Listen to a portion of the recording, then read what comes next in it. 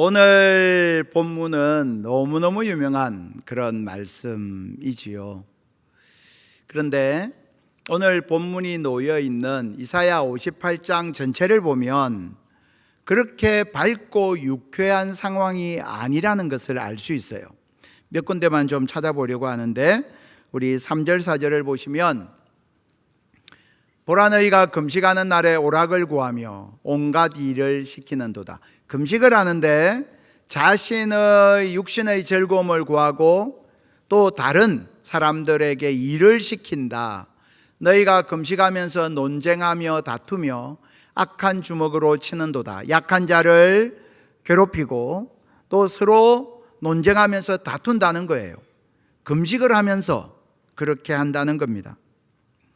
그러면서 오늘 본문은 안타까운 주님의 음성을 우리에게 들려줍니다. 6절 7절을 보니까, 내가 기뻐하는 금식은 흉악의 결박을 풀어주며 멍에의 줄을 끌어주며 압제당하는 자를 자유하게 하며 모든 멍에를 꺾는 것이 아니겠느냐. 그렇게 해야 하는데 너희가 그렇게 하지 못하고 오히려 흉악의 결박을 그대로 두고 멍에의 줄을 그대로 둔 채 살지 않느냐.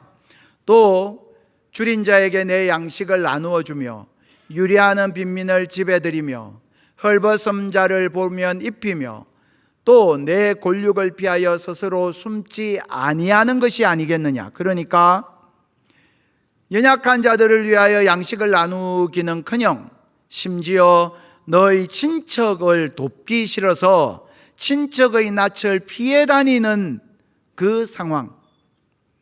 너희가 금식하면서 그렇게 금식이라는 종교적인 그 행위는 열심히 하지만 실제로 너희가 사는 삶의 모습은 너무나 금식과 동떨어져 있지 않느냐라고 주님께서 책망하시는 말씀이에요.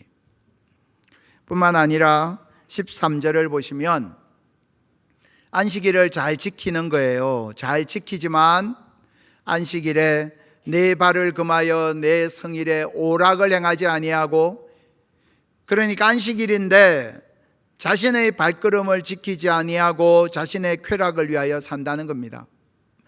또 안식일에 하나님의 뜻을 묵상하여야 하는데 너의 길로 행한다는 겁니다. 안식일이면 하나님 앞에 하나님의 뜻이 무엇인지, 어떻게 내가 나의 은행 심사를 잘 지켜야 할지를 묵상해야 할 터인데, 도리어 이런저런 사사로운 말들을 하면서 상처를 주고 살아가는 이들의 모습에 대해서 하나님께서 안타까워하시면서 말씀하고 계신 거예요. 이사야서 58장은 종교적인 열심은 있지만 삶 가운데서는 그렇게 살지 아니하고 있는 이스라엘 백성들에게 주시는 메시지입니다. 특별히 이스라엘 백성들이 바벨론 오랜 포로 생활 속에 고통당하다가 이제 예루살렘으로 돌아왔어요. 왔더니 예루살렘이 다 황폐해 있는 겁니다. 그 황폐해진 예루살렘 가운데에서 아무런 꿈과 소망을 갖지 못한 채 살아가고 있는 그들의 모습이 여기에 담겨 있습니다. 사람은 하나님께서 하실 일에 대한 꿈과 소망을 잃어버리면 내가 하고 싶은 일에 몰두하게 됩니다. 반대로 하나님께서 행하실 새 일에 대한 꿈과 소망으로 가슴이 뜨거운 사람은 오늘 내가 해야 할 하나님의 그 말씀에 순종하고 살아야 할 나의 사명을 기억하고 단순히 내 육체의 즐거움과 나의 인간적인 생각을 품고 살지 않습니다. 이 당시의 많은 하나님의 사람들, 이스라엘 백성들이 하나님께서 행하실 그 일에 대한 꿈과 소망을 갖지 못하였기 때문에 저마다 자신의 뜻과 자신의 욕망을 향해서 그렇게 달려갔던 겁니다. 그 이스라엘 공동체를 향해서 하나님께서 주신 소망의 메시지가 오늘 11절 12절이에요. 하나님께서 어떤 일을 하겠다고 약속하시느냐.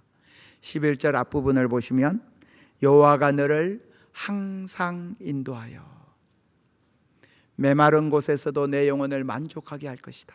하나님께서 항상 인도하신다 말씀하십니다. 항상 인도하신다는 말씀의 의미가 무엇일까요? 우리가 잘 아는 하나님의 인도하심에 관한 가장 유명한 말씀 중의 하나가 시편 23편 아니겠습니까? 시편 23편 2절 3절을 보시면 그가 나를 푸른 풀밭에 누이시며 쉴 만한 물가로 인도하시는도다. 내 영혼을 소생시키시고 자기 이름을 위하여 의의 길로 인도하시는도다. 두 번이 나오죠. 인도하시는도다.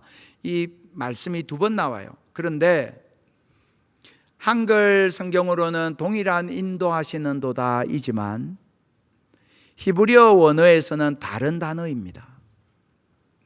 2절에 나오는 인도하시는도다라는 저 말씀은 그야말로 편안한 곳으로, 쉴만한 곳으로 이끌어 가신다는 뜻이에요.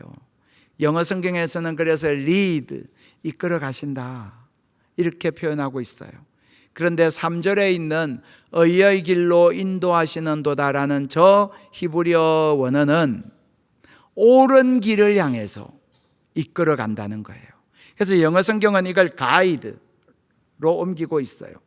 여러분 여행 갔는데 가이드가 우리를 엉뚱한 길로 가이드하면 어떻게 되겠습니까? 낭패를 당하겠죠.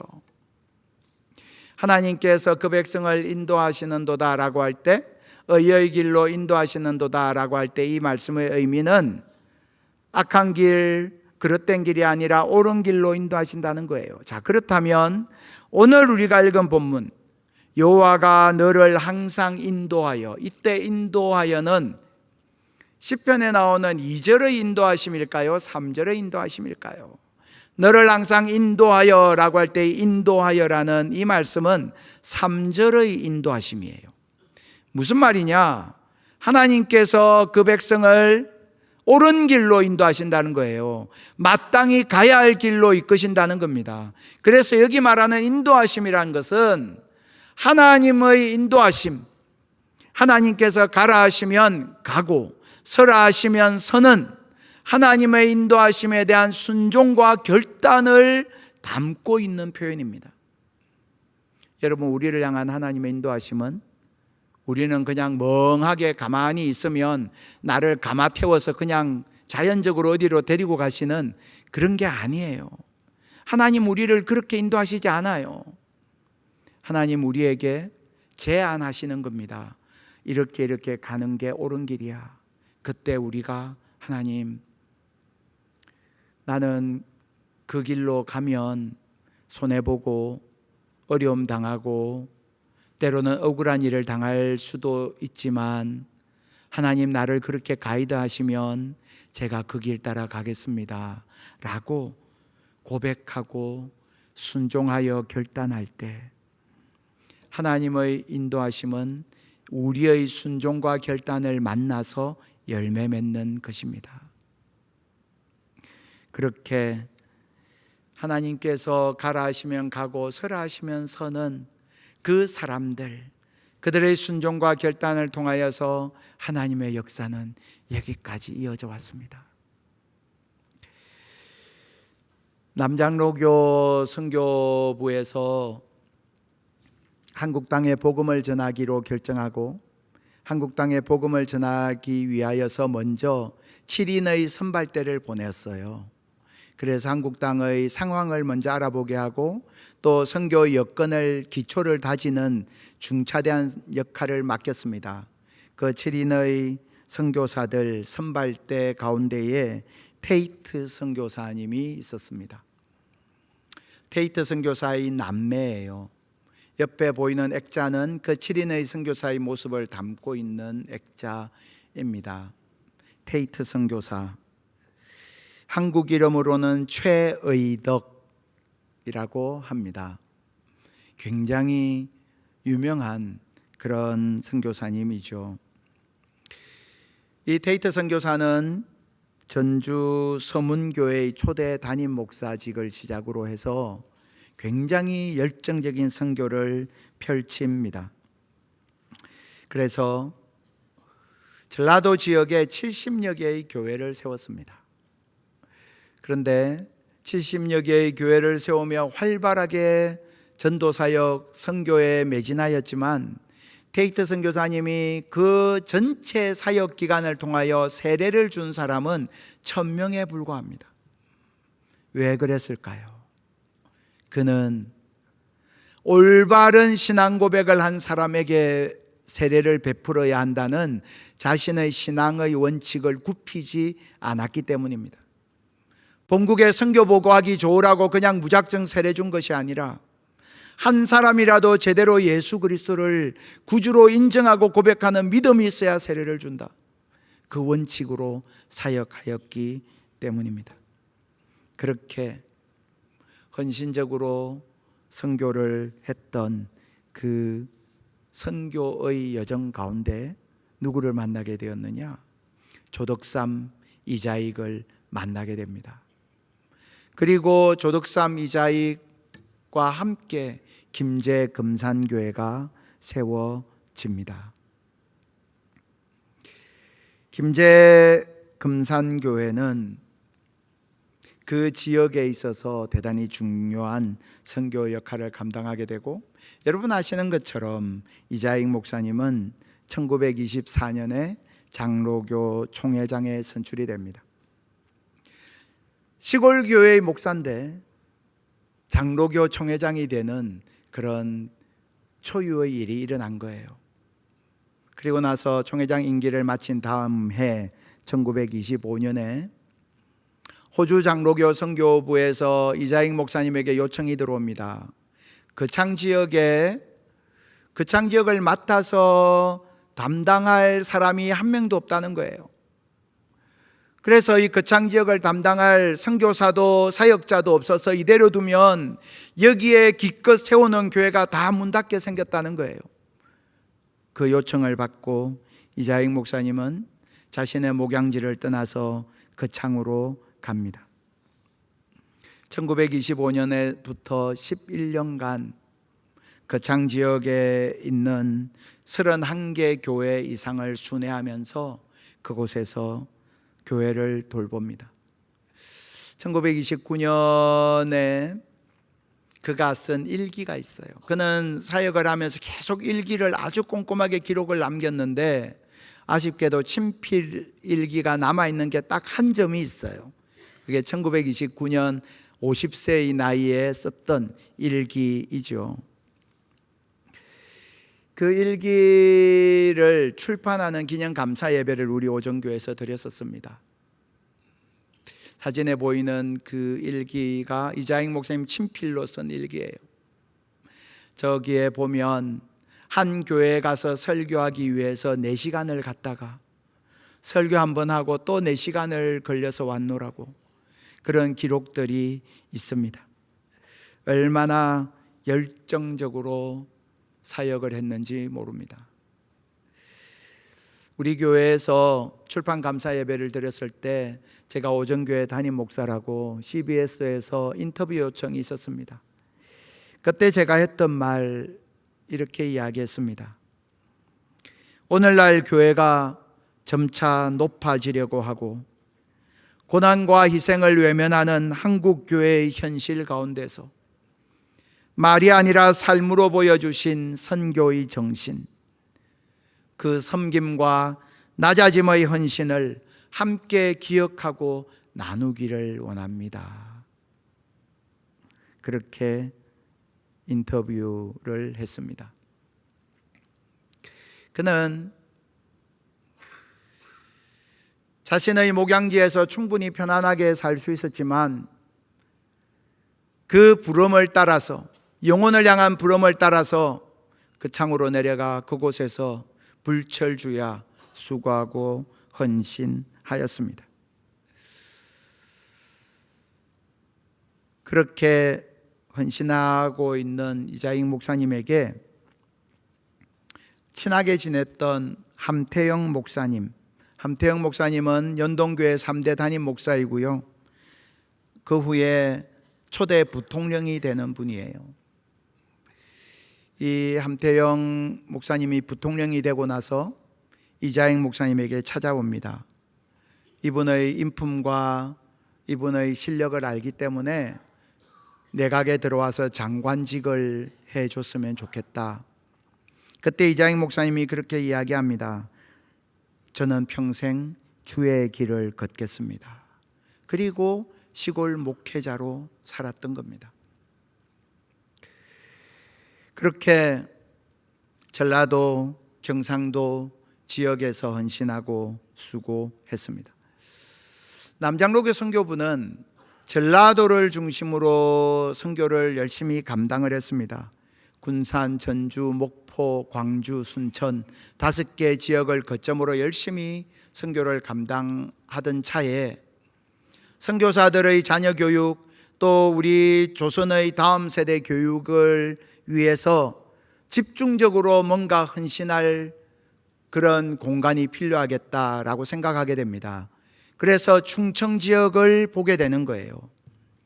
그리고 충청 지역의 선교 스테이션, 선교의 거점, 교육 선교의 거점을 세워야겠다, 학교를 세워야겠다라고 결정하게 되고, 그때 결정된 장소가 대전이었고, 대전에서 여러 곳을 다니다가 결정하게 된 부지가 이 오정동이었습니다. 얼마나 놀라운 일입니까? 얼마나 놀라운 하나님의 인도하심이었는지 모릅니다. 그렇게 도착한 오정골은 예수를 믿는 사람이 전혀 없는 그런 척박한 땅이었습니다.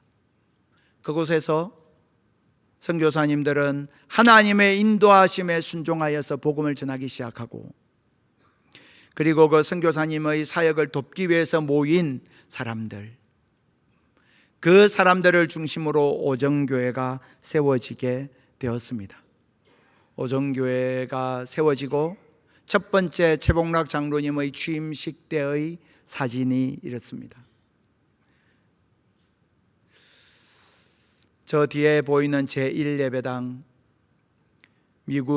철거된 미군 막사에서 가지고 온 이런저런 건축 자재들을 모아서 얼기설기 지었던 제1예배당 앞에 있는 저 교인들, 오정교회의 씨앗이 되었던 교인들이고, 가운데 이자익 목사님, 최봉락 장로님이 계십니다. 그리고 이자익 목사님은 이 지역에서 오정교회 일대 당회장으로 헌신하시고, 대전신학교 그리고 대전노회를 세우는 산파 역할을 감당하셨습니다. 아까 일기 원본하고 같이 보여드렸던 사진에 있는 그 이자익 목사님의 모습은 대전에서 사역하실 때 삼성동 자택에서 찍었던 사진이에요. 하나님의 인도하심에 순종하며 살아갈 때에 하나님께서 주시는 분명한 약속 하나가 있습니다. 메마른 곳에서도 내 영혼을 만족하게 하겠다. 하나님의 인도하심은 우리를 언제나 근사한 곳, 아름다운 곳, 편안한 곳으로 이끄시는 것이 아니라 때로는 메마른 곳으로도 이끄실 때가 있다는 거예요. 그러나 그곳에서도 너희 영혼을 만족하게 할 것이다, 주님께서 말씀하셨습니다. 그래서 우리는 찬양하죠. 주 예수와 동행하면 그 어디나 하늘나라. 선교사님들의 고백이 그러했을 것이고, 이자익 목사님이나 또 우리 교회의 초창기 성도들의 고백이 그러하였을 것입니다. 그런 사람, 그런 공동체를 향하여 하나님께서 주신 약속의 말씀이 있어요. 11절, 너는 물된 동산 같겠고, 물된 동산은 가장 아름다운 곳을 묘사하는 그 당시의 관용적인 표현이었습니다. 그리고 물이 끊어지지 아니하는 샘 같을 것이라. 물이 끊어진다라고 했잖아요. 끊어진다라는 이 히브리어의 원어의 의미는 속이다라는 뜻이에요. 이런 겁니다. 사막을 가다가 오아시스를 발견했어요. 오아시스의 주변으로 상점이 가득히 있고요. 간판에 불이 반짝반짝 빛나고 있습니다.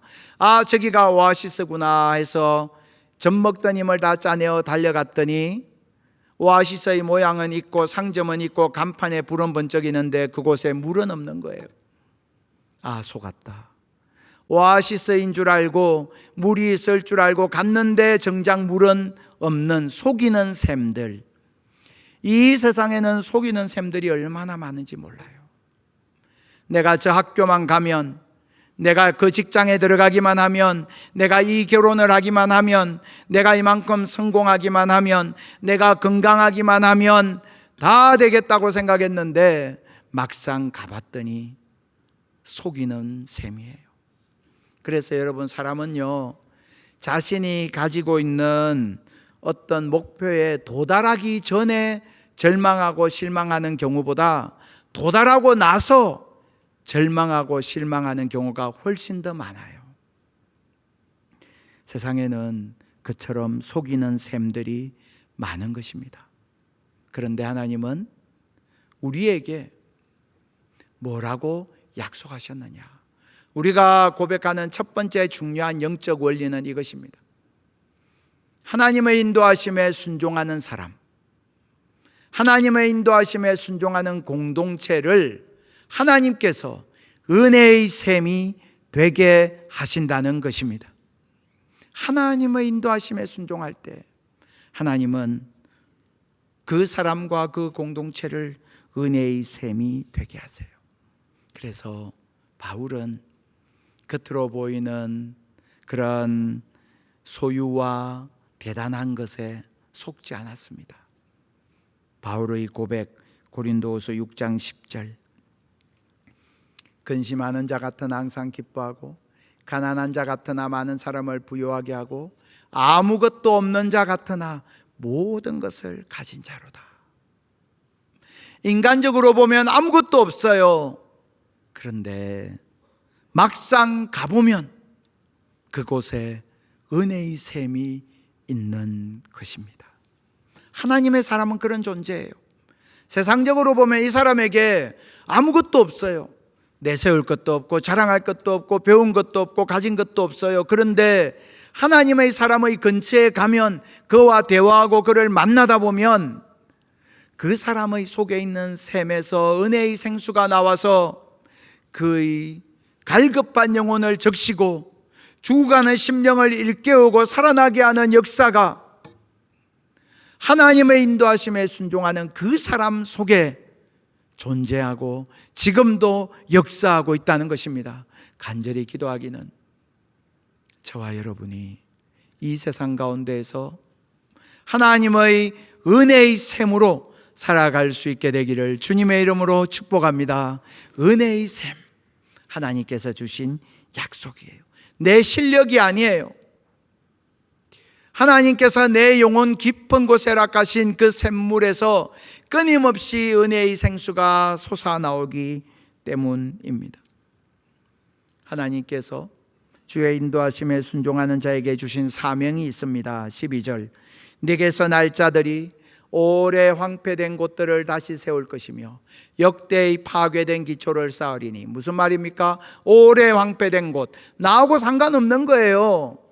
포로에서 돌아왔던 이스라엘 백성들, 그들은 말했을 겁니다. 아니, 우리 조상들이 신앙생활 잘못해서, 우리 할아버지가 신앙생활 잘못해서 우리가 이렇게 고생하다가 왔다. 그런데 하나님의 사람은요, 오래 황폐된 것, 역대의 파괴된 것, 내 책임이 아니고 내 탓이 아니다 라고 이야기하는 사람이 아니에요. 하나님의 사람은 그렇게 내 책임 아니다 라고 말하는 사람이 아닙니다. 누구 때문이다 라고 누군가를 비난하고 손가락질하는 사람이 아니에요. 하나님의 사람은 오래 황폐된 곳을 다시 세우고 역대의 파괴된 기초를 쌓아가는 사람입니다. 그리고 그 사람에게 하나님께서 붙여주신 별명이 있어요. 12절. 너를 일컬어 무너진 데를 보수하는 자라 할 것이다.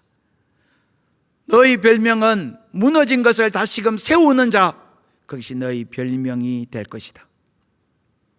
그리고 12절 하반절을 보시면 너를 일컬어 무너진 데를 보수하는 자라 할 것이며 길을 수축하여 길을 다시금 닦아서. 무슨 말이냐? 여러분, 우리가요, 사람들이 살지 않는 황폐한 땅이 되면 길이 없어져요. 사람들이 왕래가 없어지면, 끊어지면 길이 없어집니다. 그렇게 황폐된 그 땅에 길을 다시 놓고, 길이 놓아져야 사람들이 살 수 있게 되잖아요. 왕래가 가능한 거잖아요. 그 말이에요. 길이 없어져 버린 황폐해진 땅에 너는 길을 놓는 자가 될 것이다. 너가 길을 놓음으로 말미암아 그곳이, 그할 곳이, 사람이 사는 곳이 되게 만드는 자, 그것이 바로 너가 될 것이다. 하나님께서 말씀하고 계십니다. 그 길을 놓는 자, 꼭 새 길을 말하는 게 아니에요. 잃어버린 길들이 있어요. 신앙의 길, 말씀의 길, 공동체의 길을 복원하는 것. 그래서 사람 살 곳이 되게 만드는 그 사명, 그것이 교회에 주신 사명이라는 것입니다. 여러분, 오늘날 사람들은 어디 간 길인지를 몰라요. 생명의 길 대신 예수님을 그래서 증거해야 하는 것입니다. 또한 이 세상에 길이 끊어지고 황폐된 곳에서 외롭게 살아가는 연약한 사람들이 많이 있어요. 그들의 구체적인 삶을 돌아보는 사명, 그들에게 둥지 역할을 잘 감당하는 사명, 그것도 교회에게 주신 소중한 사명입니다. 지난 주간에 원로 목사님 사모님께서 주님의 품에 안기셨습니다. 발인 예배 때 나누었던 본문입니다. 시편 84편 1절에서 3절을 보시면 만군의 여호와여, 주의 장막이 어찌 사랑스러운지요. 하나님의 장막, 지상의 교회, 천상의 교회에 대한 고백이지요. 저기에 보면 3절을 보시면 주의 제단에서 참새도 제 집을 얻고 제비도 새끼 둘 보금자리를 얻었나이다. 하나님의 집을 이렇게 잘 표현할 수 있을까요?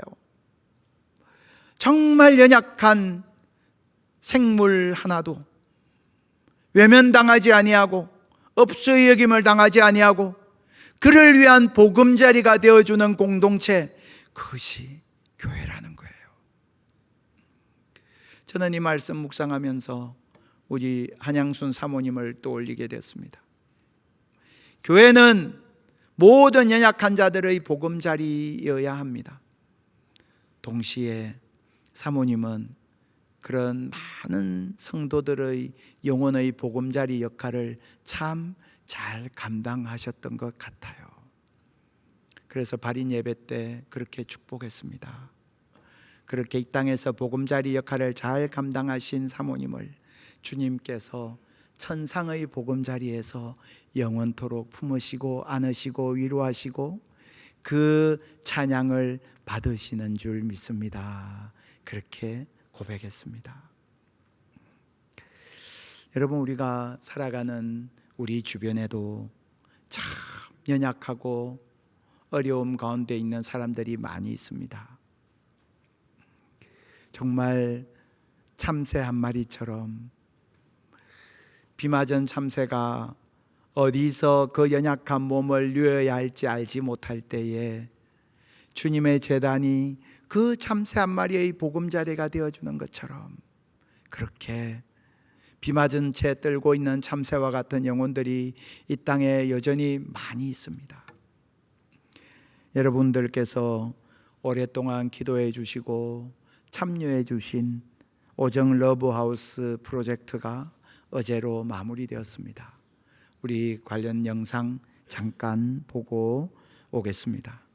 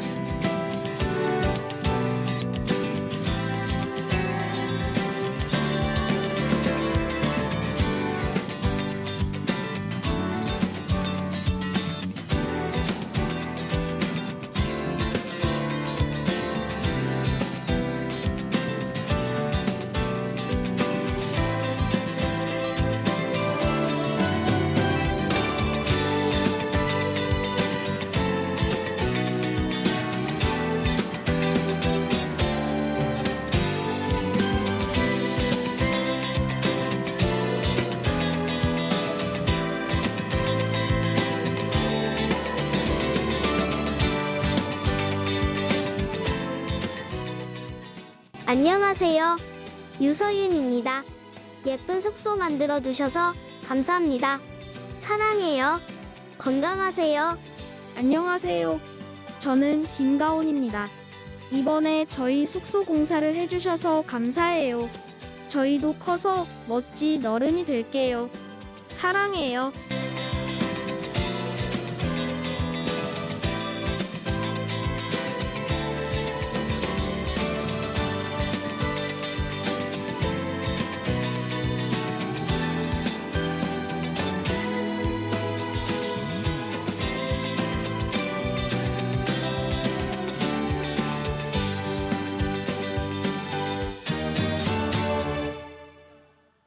네.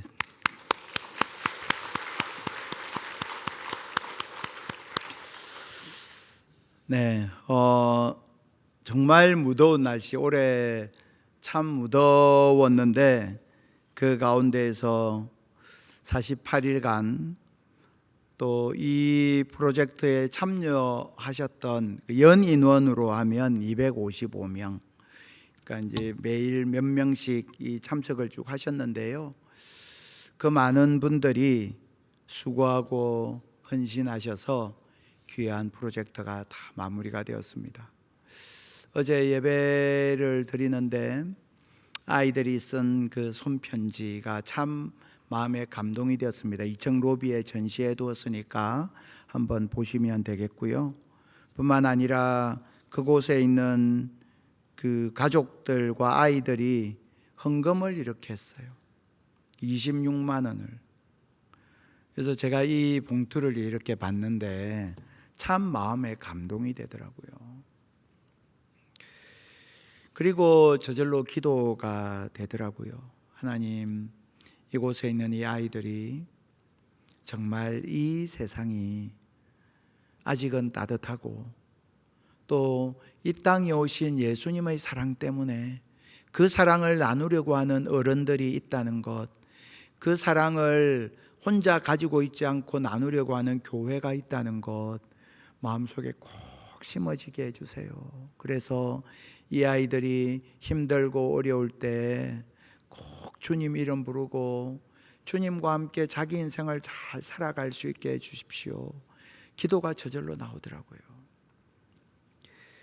우리가 하나님께서 우리 교회에게 주신 사명이 무엇입니까?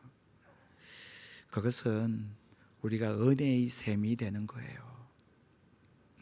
그래서 두 번째로 우리가 고백하고자 하는 영적 원리는 이것입니다. 우리 같이 한번 읽어볼까요? 교회에 주신 사명은 이 땅을 살리는 은혜의 샘이 되라는 것입니다. 아멘. 은혜의 샘은 샘 자체를 위하여 존재하는 것이 아니에요. 이 샘에는 물을 이만큼 저장하고 있어. 이 샘은 이렇게 넓은 샘이야. 이 샘의 주변에는 이렇게 집들이 많아. 그건 샘이 있어야 될 이유가 아니에요. 샘은 샘을 위하여 존재하는 게 아닙니다. 샘은 그 샘을 찾아오는 사람들, 그 샘의 주위에 있는 사람들을 위한 것이에요. 좋은 샘 만들어 놓고 담 높이 쌓아서 이 샘이 더러워지면 안 된다, 이 샘의 물을 아껴야 된다, 그리고 있는 것은 샘의 존재 목적과 어긋나는 것입니다. 하나님 우리에게 은혜의 샘이 되게 하셨습니다. 그 말씀의 의미가 무엇입니까? 이 샘은, 하나님 우리에게 주신 은혜의 샘은 신비한 샘이에요. 물을 길어서 다른 사람에게 나누면 어느새 하나님께서 채워주시는 신비한 샘이에요. 이 샘의 근원은 우리가 가진 것이 아니고 하나님께 있는 것이기 때문에 내가 가지고 있는 이 은혜의 샘을 남에게 흘려보내면 흘려보낼수록 하나님은 그것보다 2배, 3배 더 많은 것으로 채워주시는 것입니다. 그것이 영적 원리예요. 마치 우리가 복음을 전해보면 복음의 감격이 내 안에 더 뜨겁게 채워지는 것과 마찬가지예요. 교회도 이웃을 돌아보고 이웃을 섬기다 보면 우리에게 필요한 것들을 하나님께서 또 채우고 채우시는 기적의 손길을 경험하게 되는 것입니다. 하나님께서 우리에게 허락하신 이 사명, 사실은 이 하나님의 인도하심에 순종하였던 선교사님을 통해서, 그리고 그 선교사님께 받은 말씀에 순종하고 헌신했던 수없이 많은 우리 오정교회의 믿음의 선진들을 통해서 우리가 지금 이 자리에 있는 것 아닙니까? 그렇다면 우리가 이제 해야 될 일은 지난 73년의 역사 가운데 행하신 하나님의 은혜를 감사하고 기뻐하면서 동시에 지금 이 자리에서 우리는 어떻게 하나님의 인도하심에 순종할 것이냐, 지금 이 자리에서 우리는 어떻게 무너진 것을 다시금 세우고 길을 닦아서 거할 곳이 되게 하는 사명을 감당할 것이냐. 우리가 그렇게 하나님 앞에 순종할 때에 하나님께서 우리 영혼 가운데 부으시는 그 은혜, 그 사랑, 그 감격 가지고 하나님 기뻐하시는 교회 공동체, 하나님께서 사용하시는 하나님의 도구로서의 오정교회 공동체 함께 이루어 나가는 저와 여러분 다 될 수 있기를 주님의 이름으로 축복합니다.